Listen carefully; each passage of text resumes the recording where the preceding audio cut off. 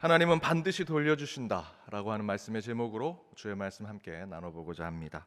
말씀을 보면 엘리사가 이전에 아들을 살려준 수넴 여인에게 이제 북이스라엘 땅에 7년 기근이 올 것이다 라고 예언을 하지요. 그래서 그 땅을 피해, 이 기근을 피해 다른 곳으로 떠나라 라고 얘기해 줍니다.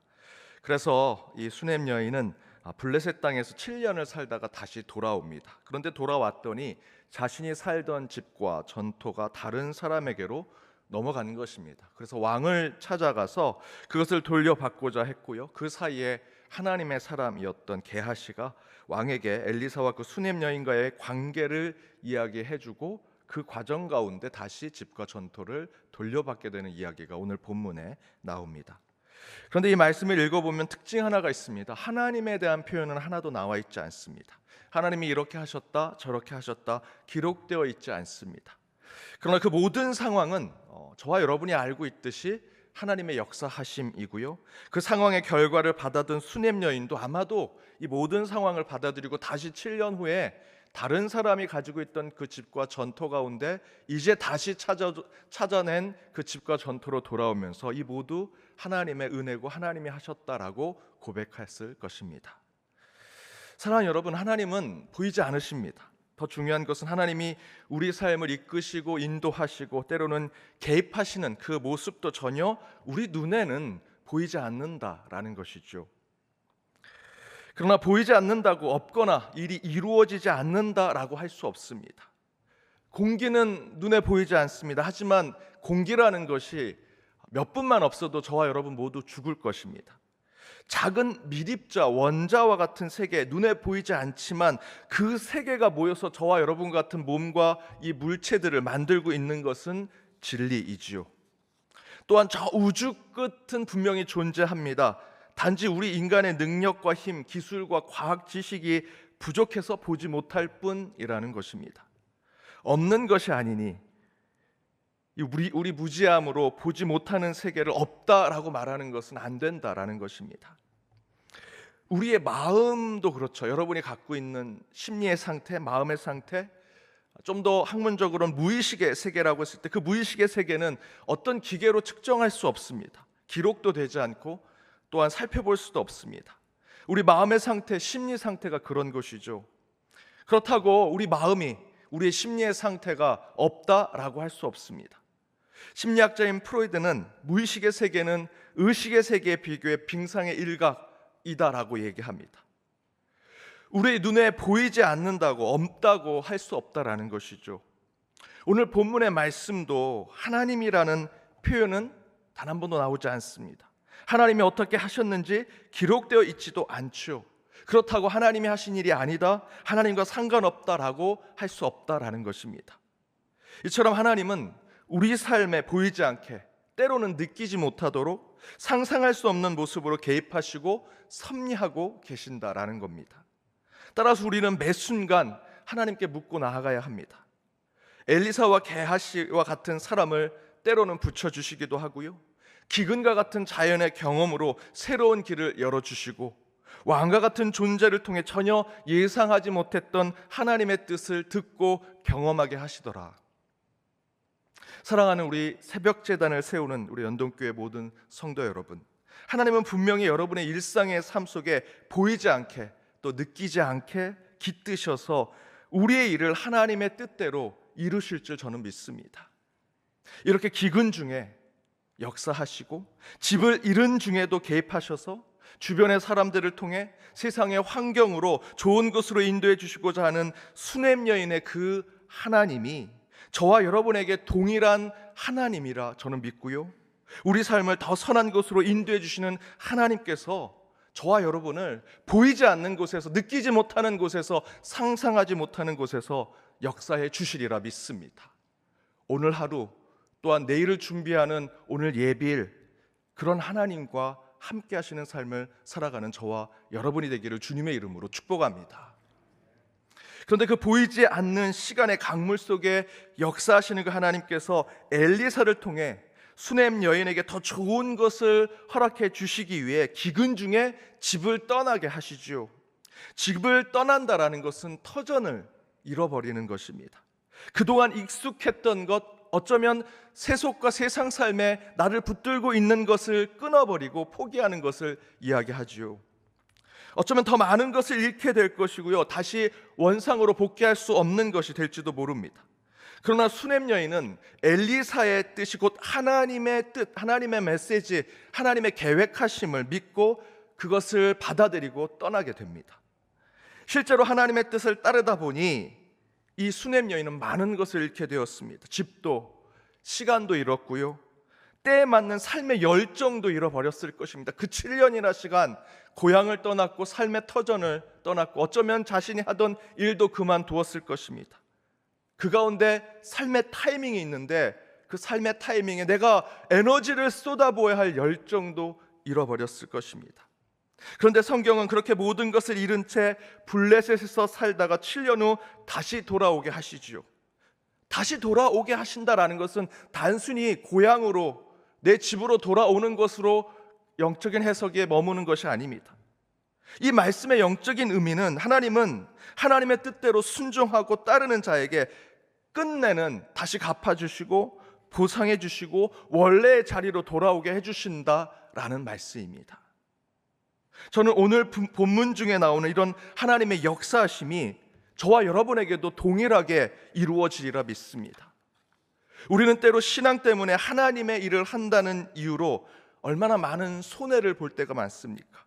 세상 기준으로 보면 아마도 세상 사람들은 저와 여러분과 같은 그리스도인들을 보고, 아니 왜 그렇게 손해를 보고 희생을 그렇게 당하고 이득이 남지 않는 장사를 왜 그렇게 하고 있냐고 많이 물을 것입니다.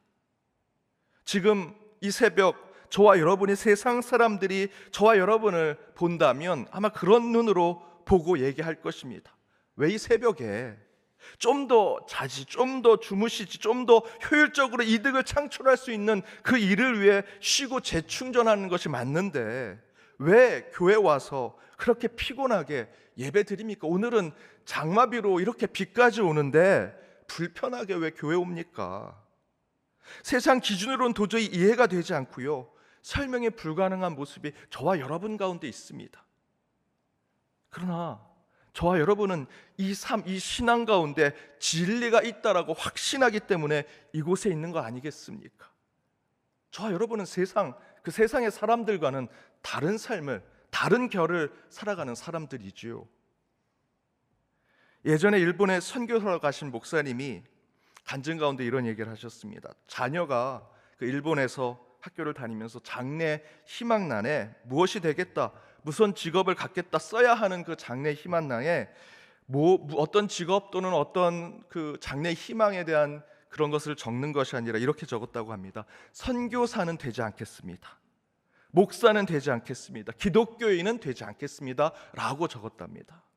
왜 그렇게 썼니? 라고 물었더니 유치원 시절에 일본 사회에 이지메, 왕따가 굉장히 심할 때 아이들이 한 친구를 이지메 하는데 교회 학교에서 배우는 것은 그런 왕따 당한 친구랑 함께 친구가 대주고 또 이지메 하는 것을 하지 못하도록 막고 오히려 사람들을 하나님 대하듯 대해야 된다라는 것을 배워서 이 선교사 이 자녀는 그렇게 이지메, 왕따 당하는 친구의 친구가 되어주고 그 친구와 함께 하면서 오히려 큰 희생과 어려움을 당했다는 것입니다. 그런데 그 어려움 중에 진짜 힘들고 괴로웠던 것이 뭐냐면, 그렇게 이지메 하는 그 친구들이 그 선교사 자녀가 이지메 당하는 친구의 친구가 되어주는 모습을 보면서 다른 친구들에게 이렇게 얘기했답니다. 쟤는 왕따 시킬 필요 없어, 이지메 시킬 필요 없어, 기독교이니까 그 자체로 이지메 당하고 있어, 우리가 왕따 시킬 필요 없어 라고 얘기하더랍니다. 내가 기독교인이라고 하는 정체성을 가진 건 그 자체로 이지메를 당하고 왕따를 당하는 존재구나, 그 생각을 하면서 이 선교사 자녀는 내가 커서는 기독교인이 되지 말아야겠다, 선교사가 되지 말아야겠다, 목사가 되지 말아야겠다라는 생각을 해서 그 장래 희망란에 그런 선교사가 되지 않겠다라는 것을 적었다는 것입니다. 그 선교사님은 그 얘기를 듣고 마음은 아팠지만 하나님께 기도하고 자녀를 위해서 더욱더 축복하고 기도했습니다. 선교사 일 계속했고요. 일본에서 오랫동안 사역하셨고 그 자녀도 신앙을 잃어버리지 않고 그 아버지의 좋은 모습, 그 선한 모습을 계속 쫓아가서 제대로 된 삶을 살아가는 모습을 보여줬다 하는 간증을 들었습니다. 뻔히 손해를 보고 득이 되지 않고요, 세상 기준으로는 도움이 되지 않는 이 신앙생활을 저와 여러분은 왜 할까요? 그래도 우리는 진리를 가지고 있는 자, 구원의 진실을 알고 있는 자이기 때문에 저와 여러분이 그 손해와 세상 사람들이 전혀 이해하지 못하고 납득하지 못하는 이 신앙의 삶을 살아가는 거 아니겠습니까? 거기에 하나 더, 지금은 당장 예수 믿는 것 때문에, 말씀대로 사는 것 때문에 손해를 보고 피해를 보는 것 같지만 저와 여러분이 확신하는 것은 하나님은 끝내요. 하나님의 사람들 세상 것 끊어버리고 그 가운데 하나님의 뜻 가운데 순종하며 나아가는 자들, 그래서 손해보고 다시 돌아가지 못하는 그 자리에 와 있을 때 하나님이 보상해 주시고 하나님이 갚아주시고 하나님께서 끝내 더 좋은 곳으로 인도하시더라. 그 믿음 가운데 저와 여러분이 이곳에 있는 거 아니겠습니까? 오늘 말씀에서 수넴 여인은 집도 내놓고요, 삶의 터전도 버리고 하나님의 말씀을 쫓아 타지에서 7년을 살았습니다. 다시 돌아와 보니 모든 것을 잃게 되었습니다. 하나님의 뜻대로 순종했는데 왜 다 잃게 됩니까? 왜 손해보게 됩니까? 왜 더 나쁘게 될까 생각할 수 있지요. 그러나 그렇게 보이는 듯 하지만 하나님은 하나님의 뜻대로 사는 자, 순종하는 자를 결코 고아처럼 버려두지 않으시고요, 반드시 하나님이 하나님 되시는 역사를 그들에게 보여주시더라라는 것입니다. 끝내 갚아주시고 보상해 주시고 다시 돌아오게 해주시는 그 하나님을 모세는 신명기에서 이렇게 고백하고 있습니다. 신명기 28장 1절에서 2절입니다. 함께 읽겠습니다. 내가 내 하나님 여호와의 말씀을 삼가 듣고 내가 오늘 내게 명령하는 그 모든 명령을 지켜 행하면 내 하나님 여호와께서 너를 세계 모든 민족 위에 뛰어나게 하실 것이라. 내가 내 하나님 여호와의 말씀을 청종하면 이 모든 복이 내게 임하며 내게 이르르니. 여러분, 하나님은 우리의 삶의 모든 모습을 지켜보고 감찰하고 계십니다. 그렇다면 당연히 저희가 하나님을 위해, 교회를 위해 희생하고 섬기는 모습뿐만 아니라 예수 믿는 것 때문에, 예수님의 말씀대로 사는 것 때문에 손해보고 핍박받는 거 하나님 다 보고 계신다라는 것이죠. 이에 성경은요, 그 모든 것을 보고 계시고 알고 계신다 증거하고 있습니다. 저는 확신합니다. 우리의 모든 것을 지켜보시는 하나님께서 하나님 앞에 선하고 정직한 삶을 살아내고자 하는 저희를 결코 세상의 비웃음거리로, 실패자로 버려두시거나 내놓지 않으실 것이다. 저와 여러분이 믿는 하나님은 결코 우리를 버리지 않으실 것입니다. 여러분, 그런 하나님 앞에 더욱더 믿음을 굳게 세우시고 세상 앞에서는 더욱더 당당하고 담대히 나아가는 그리스도인의 삶을 살아내시기 바랍니다. 하나님은 반드시 우리를 더 좋은 곳으로 인도하시고 반드시 다시 돌아오게 해주시리라 믿습니다. 수넴 여인이 7년 모든 것을 포기하고 모든 것을 잃어버리고 떠난 것 같지만 하나님은 다시 돌아오게 하셨고요, 그 집과 터전을 다시 허락해 주셨습니다. 그 하나님을 향한 믿음을 잃지 마시고 반드시 신앙으로 담대하게 승리해 나아가는 저와 여러분이 되기를 주님의 이름으로 축복합니다.